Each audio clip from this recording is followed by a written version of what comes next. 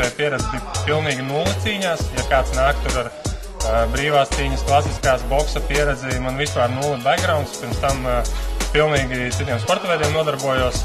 Motivācija nākt ir tāpēc, ka ir nebeidzams ceļš, tu visu laiku kaut ko jaunu var iemācīties, progresēt, un kas mani uzrunāja, ka nav sitienu, nav nekādu galvas traumu, nekas tam līdzīgs, un mazi cilvēki var apspēlēt lielus cilvēkus tikai uz tehniku, un tas man ļoti uzrunāja, ka tas ir tās vairāk strateģisks sporta veids, kaut gan izskatās fiziski, bet īstenībā viņš ir ļoti tehnisks, un tieši tas man arī uzrunāja.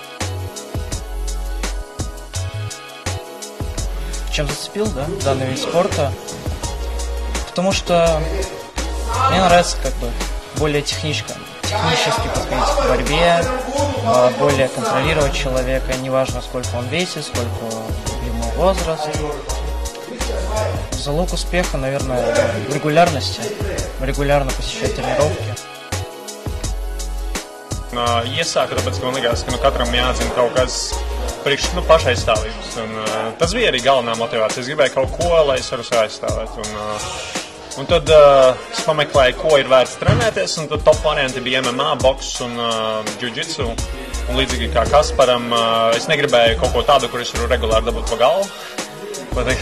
Es mazliet ietekmēju domāšanas spējas ar laiku un tā tālāk. Bet tad jiu-jitsu es atnācu, pamēģināju, iepatikās un joprojām šeit. Jā, atkal kā Kaspars minēja, tad šis ir sports, kurā var izslēgt spēka un svara izmēra pārsvaru ar tehniku.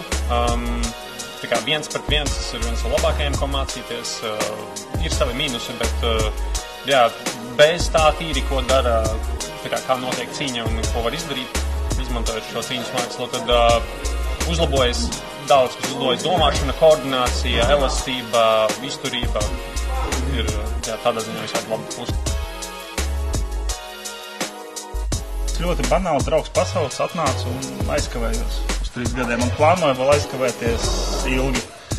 Kā mans noslēpums, ka ar labs kolektīvs. Jā. Ļoti labs kolektīvs un tas arī notur. Un ir vēlme nākt uz treniņiem.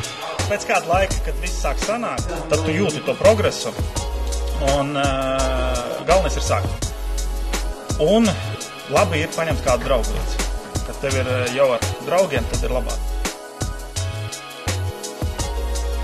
Tas ir sporta veids, kas notiek visās plaknēs un kas notiek ar daudzveidīgām kustībām un daudzveidīgu savu ķermeņa koordināciju, kas man ir īpaši pievilcīgi, jo man ir interesanti kustēties daudzveidīgi. Un man liekas, tas ir tāds labs pretstats tādam sportam, kurš notiek, piemēram, tā kā cilāt hanteli zālē, kur tu vienkārši strādā viena locīta vienā plaknē. Un tas ir tas, kas man ļoti piesaista. Es varu padalīties ar vēl tādu aspektu, ka, piemēram, priekš manis šie treniņi ir diezgan psiholoģiski, un es esmu konstatējusi, ka patiesībā manu spēju un manus panākumus treniņos izdarīt kaut kādu šķietami vienkārši drillējumus, vingrinājumus ļoti ietekmē tas, kā es jūtos un kā es attiecos un cik klātesoši es esmu tam, ko es daru. Un man ļoti uzrunā arī tas, ko treneris vienā no maniem pirmajiem treniņiem un atkārtojis atgādinājis, ka to, ko mēs apgūstam šeit uz paklājiņiem, mēs varam mācīties arī pielietot savā dzīvē, un ka patiesībā tie var būt kaut kādi tavi mentālie bloki, kaut kāda tava varbūt pat nevēlēšanās vienmēr uzvarēt vai nevēlēšanās vienmēr tikt uz priekšu, kas izraisa to, ka, piemēram, tevi var nomest nost vai kā, ka tu neesi klātesoši. Un tad, varbūt tajā es varētu padalīties, ka priekš manis šis ir darbs arī ar manu kaut kādu attieksmi pret dzīvi. Всю жизнь очень интересовался единоборствами, много занимался на более ударном единоборстве. Это бокс, кикбокс, и потом я попробовал панкратион, ММА. И потом у меня был долгий перерыв вообще со спортом. Захотелось вернуться, но не захотелось получать по голове. Понял, что джиу-джитсу это очень хороший вариант.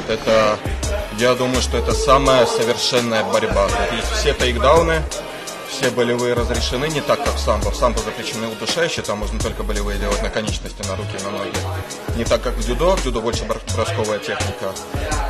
Джиу-джитсу это квинтэссенция всей борьбы. Galvenais, kas lika man uzsākt, pamēģināt vispār ir Joe Rogans, jo noteikti daudz dzirdējuši, jo vispār liela daļa šīs jaunās jiu-jitsu practitioner, jiu-jitsu cīnītāji paudzes ir, man liekas, lielā mērā palīdzējis uzsākt Joe Rogans un visu kaut kādi viņa domu biedri, ja. Bērnībā patika kaut ko lausties ar kaut kādiem čomiņiem, ja, un tad domāju, nu, man šits patiks. Tā arī bija, atnāk, sāk trenēties, sākumā nedaudz izlaižu trēniņus, eju rētāk, bet tad, kad vienkārši sāk labāk un labāk iet, ir lielāka motivācija turpināt. Un tā arī man bija, jo tagad man patīk daudz vairāk nekā man ir paticis jebkurā mirklī. Jā. Tiešām nav nekādi fiziski un vecuma šķēršļi. Nu, ja, protams, tev visas locītavas jau ir salauztas no iepriekšējā sporta, tad iespējams to nevajadzētu darīt, jo tas ir kontaktsports. Bet vienkārši skatoties to, kāda šī demogrāfija mūsu klubā ir, ka tur ir, nezinu, tagad sajūt, ka puses ir sievietes, ir 20-gadīgi cilvēki, ir 40-gadīgi cilvēki, ir māti, kas nāk ar savu 20-gadīgo meitu, trenēties kopā, augt kopā, tā kā, nu, tas vecums nav šķērs, svars nav šķērs, jo ir smagi un ir kaulaināki un ir rasnāki. Nu, nav, vispārējais vienkārši attaisnojums. Ja tev jāatnāk un tev iepatikās, vienkārši trenējies, vienkārši mēģini. Tad, nu, tam tā mēģināšana vispār jebko dzīvē domāt, vai ne?